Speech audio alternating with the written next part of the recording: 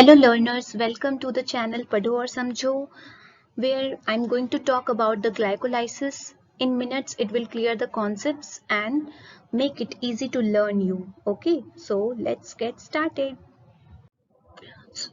So starting my topic with the glycolysis, you need to memorize the basic 3 points about the glycolysis. First, the point number 1 is that glycolysis, where does it occurs? It occurs in the cytoplasm of the cell, and it is a part of respiration, either the aerobic or anaerobic respiration. It is the mutual path followed by aerobic as well as anaerobic respiration, because glycolysis does not need oxygen or CO2 to carry out its process.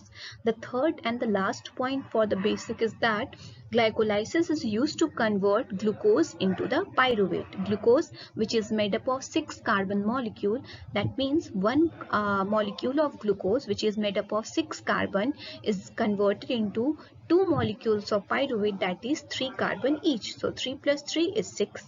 So finally the carbon number is conserved in whole the process.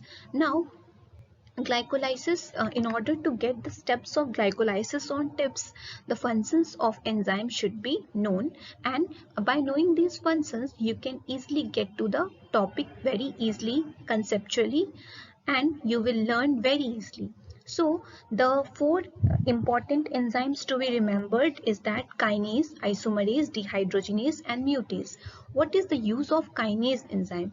Uh, in the later slides, I will discuss in more detail about these, and you will easily learn. Trust me, it is guaranteed that kinase, it is used to transfer phosphate between their substrate. Means in every cycle it is just used to transfer phosphate group, means either addition or removal of phosphate from the substrate with the help of kinase enzyme.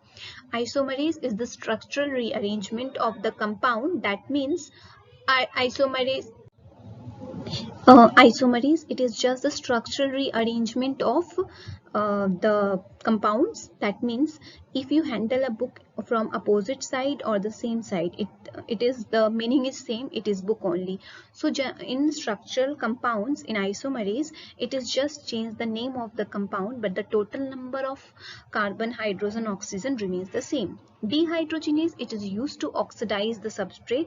Dehydrogenase, it means D means removal and hydrogenase means that is removal of hydrogen from the substrate, and removal of hydrogen we all know is the oxidation. So dehydrogenase is used to remove hydrogen from the substrate, and this hydrogen is accepted by the NAD plus or NADP plus, and which is reduced to NADH. Okay, now the mutate is just the class of isomerase where movement of functional group from one position to another with the same molecule within the same molecule takes place.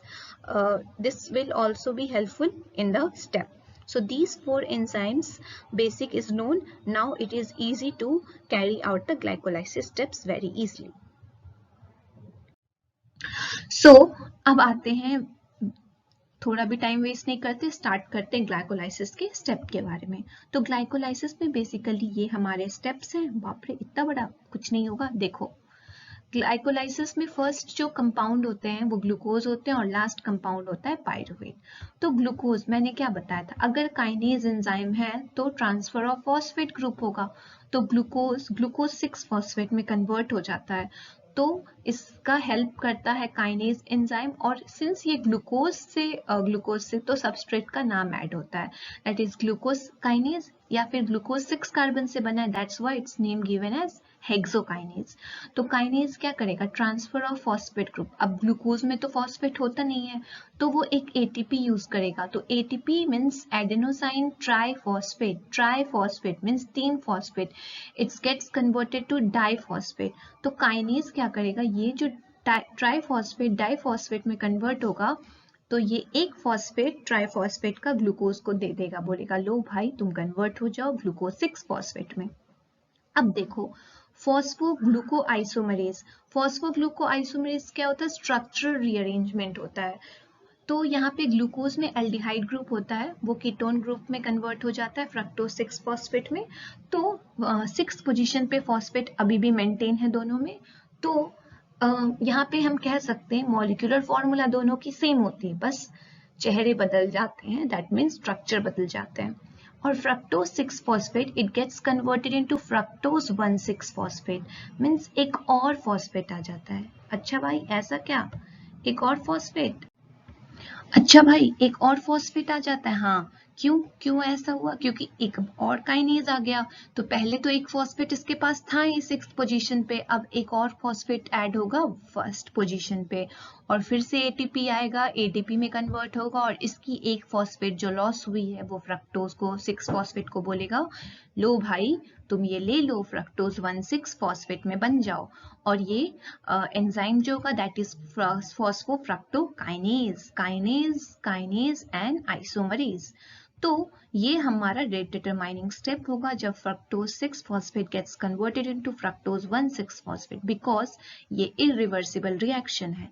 एक बार जब fructose 1,6 phosphate बन गया that means अब reaction backward नहीं जा सकती because it is a irreversible reaction. तो यहाँ से अब ग्लाइकोलाइसिस होगी ही होगी, इसी कारण ये रेट डिटरमाइनिंग स्टेप है। अब एल्डोलीज एंजाइम की हेल्प से ये फ्रक्टोज 1,6 फॉस्फेट, अभी तक ये सारे मॉलिक्यूल 6 कार्बन के थे यहाँ तक, ठीक है, ये फ्रक्टोज 1,6 फॉस्फेट टूट जाता है किसमें, 3,3 कार्बन में, ग्लिसरल एल्डिहाइड 3 फॉस्फेट और डाइहाइड्रोक्सी एसीटोन फॉस्फेट। ये दो फॉस्फेट, एक फॉस्फेट इसके पास जाता है और एक फॉस्फेट इसके पास जाता है, ये टूटता है फ्रक्टोज 1,6 फॉस्फेट 3,3 कार्बन में। और ये 3,3P और ढाप भी इसको कहते हैं, ये एक दूसरे के आइसोमर्स होते हैं। और ग्लिसरल, अब हमारा जो आगे का ग्लाइकोलाइसिस होगा वो कैरी करेगा ग्लिसरल एल्डिहाइड 3 phosphate, 3 phosphate means 3rd position पे फॉस्फेट ग्रुप, और ये एक दूसरे के आइसोमर्स होते हैं। नाउ अगर ये थोड़े बहुत कम होंगे तो ये इसमें कन्वर्ट हो जाएगा, अगर ये प्रोसेस चलना है तो ये इसमें कन्वर्ट हो जाएगा, ठीक है, इसलिए ये रिवर्सिबल का साइन है। Now glycerol 3 aldehyde phosphate gets converted into 1,3-biphosphoglycerate। भाई 3 फॉस्फेट तो थे, अब ये 1 मतलब एक और फॉस्फेट आया है, तो ये इंपॉर्टेंट बात है, एक और फॉस्फेट आया और ये ग्लिसरेट में कन्वर्ट हो जाता है। अब यहाँ पे तुम देखो ये NADP प्लस में था, अब NADH में कन्वर्ट हो रहा है, तो इसका क्या हो रहा है, रिडक्शन। तो ये हाइड्रोजन तुम लाए कहाँ से भाई, NAD प्लस से पूछो। तो ये NAD प्लस बोला मैंने G3P को ऑक्सीडाइज कर दिया because I had removed hydrogen from glycerol 3 aldehyde phosphate. So glycerol 3 aldehyde 3 phosphate dehydrogenase. Dehydrogenase means it is used to remove hydrogen from the substrate and oxidizes the substrate, and there is the addition of hydrogen group in the NAD plus, that is the electron acceptor. Now 1,3-biphosphoglycerate अब बन गया। अब यहाँ पे क्या होगा, ये फिर से ATP का यूज करके ATP में कन्वर्ट, मीन्स यहाँ पे एक फॉस्फेट का यूज हो रहा है ना भाई, डाइफॉस्फेट है ये ट्राइफॉस्फेट है, मीन्स एक फॉस्फेट की इंक्रीज हो रही है, यहाँ पे 2 फॉस्फेट है, यहाँ पे 3 फॉस्फेट है, मीन्स यहाँ पे एक फॉस्फेट की इंक्रीज हो रही है। दैट मीन्स ये एक फॉस्फेट तुम कहाँ से लाए भाई, ADP से पूछो, उसने बोला मैंने फर्स्ट पोजीशन पे जो फॉस्फेट थी 1,3-biphosphoglycerate की, उससे मैंने ले लिया एक फॉस्फेट, तो अब ये किसमें कन्वर्ट हो जाएगा, 3-phosphoglycerate, पहले बाई था अब 3-phosphoglycerate, और यहाँ पे कौन से एंजाइम आएंगे, काइनेज, और 3-phosphoglycerate फिर से कन्वर्ट होगा 2-phosphoglycerate में, phosphoglucomutase है, mutase is a class of isomer which I had already told and it is used to change the functional group arrangement. तो जो 3rd पोजीशन पे फॉस्फेट थे वो अब 2nd पोजीशन पे आ जाएंगे, और एनोलेज एंजाइम की हेल्प से और H2O की हेल्प से दिस 2-phosphoglycerate यहाँ पे एनॉल ग्रुप का एडिशन होता है और ये कन्वर्ट हो जाता है 2-phosphoenol pyruvate। और अब फिर से एक ADP आया है तो इसको भी फॉस्फेट चाहिए भाई, उसे दिए हो तो मुझे भी दो, तो यहाँ से ये फॉस्फेट हट जाता है, ठीक है, तो अब ये कन्वर्ट हो जाएगा 2-pyruvate में। 2-pyruvate क्यों, क्योंकि 2nd पोजीशन ऑफ पायरुवेट पे एनॉल ग्रुप अटैच है, तो यहाँ पे भी पायरुवेट काइनेज का यूज होता है। और पायरुवेट और लैक्टेट में रिवर्सिबल रिएक्शंस होते रहती है, ठीक है, आपस में। तो अब मैंने सारे प्रोसेस समझा दिए। तो एक और इम्पॉर्टेंट बात, ये ग्लिसरल एल्डिहाइड 3 कार्बन की है और ग्लूकोज 6 कार्बन की है और पायरुवेट भी हमारा फाइनली 3 कार्बन का ही है। तो यहाँ से जो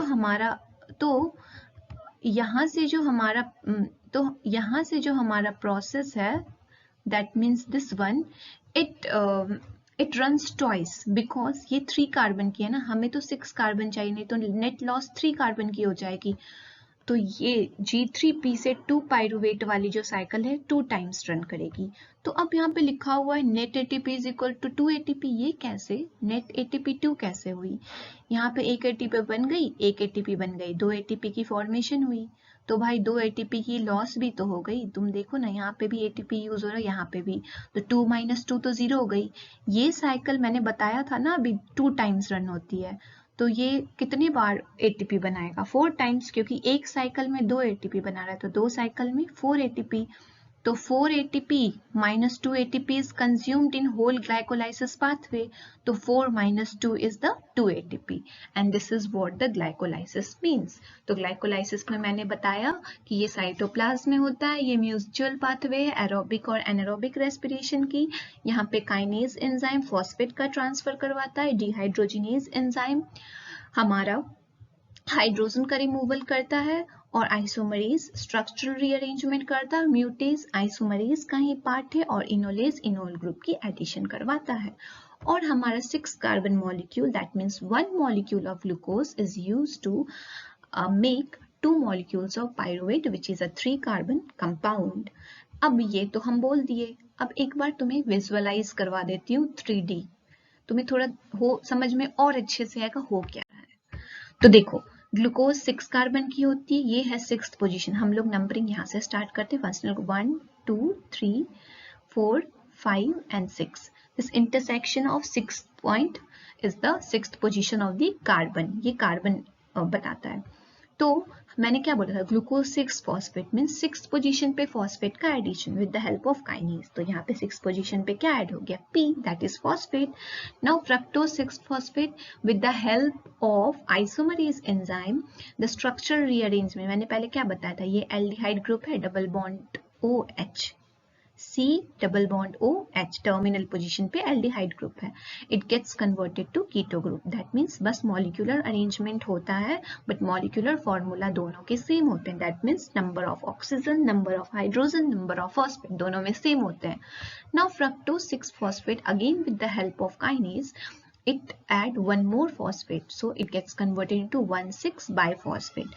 अब ये फर्दर मैंने क्या बोला था, एल्डोलेज एंजाइम की हेल्प से ये क्लीव्ड हो जाते हैं और 2 मॉलिक्यूल में कन्वर्ट हो जाते हैं, dihydroxy acetone phosphate and glyceraldehyde एल्डिहाइड 3 phosphate, first second and third phosphate, third carbon पे फॉस्फेट ग्रुप, और ये दोनों एक दूसरे के आइसोमर्स होते हैं।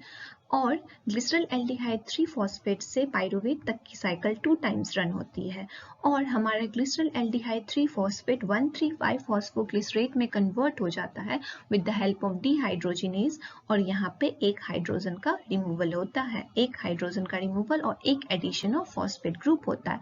और यहाँ पे ग्लिसरल एल्डिहाइड की ऑक्सीडेशन होती है, क्यों? क्योंकि यहाँ पे इससे एक हाइड्रोजन रिमूव हो रहा है, and removal of hydrogen is what? It is oxidation of the glycerol aldehyde 3 phosphate. Now this 1,3-biphosphoglycerate with the help of ADP. ADP क्या होता है? ATP में कन्वर्ट हो जाता है। भाई इसे तो एक फॉस्फेट चाहिए था, तो ये कहाँ से ले लिया? उसने बोला मैंने तो फर्स्ट पोजीशन से ले लिया, तो इसके फर्स्ट पोजीशन से एक फॉस्फेट को रिमूव कर दो तो ये 3 फॉस्फोग्लिसरेट में कन्वर्ट हो जाता है। And in order to convert 3 phosphoglycerate, that means third position से अगर सेकेंड पोजीशन पे हमें फॉस्फेट को लानी है तो हम लोग यूज करेंगे म्यूटेज एंजाइम का, that is used to transfer the functional group from one position to another. Now this 2 phosphoglycerate it gets converted into 3 phosphoenol pyruvate. 3 phosphoenol pyruvate, this one is the addition of enol group at the second position. Second position of carbon पे हमारे enol group attach हो जाते हैं, and this is known as 2 phosphoenol pyruvate. Now this 2 phosphoenol pyruvate gets converted into pyruvate. Again one kinase enzyme is used which is used to remove phosphate, and one ATP formation takes place. Okay, so यहाँ पे pyruvate form होता है, second position पे enol है, double bond O, फिर double bond O, O minus, this is the enol group. और ये pyruvate में कन्वर्ट हो जाता है. So in this way how the glucose gets converted into pyruvate. Finally you get the topic more clear by seeing this structure. So it is easy, it is conceptual, you can easily learn the topic. Just a quick revision and you will get the glycolysis on tips. If you like my channel, please hit the subscribe button for more updated videos. Thanks for watching from Padhua Samjho. Thank you so much. Thank you.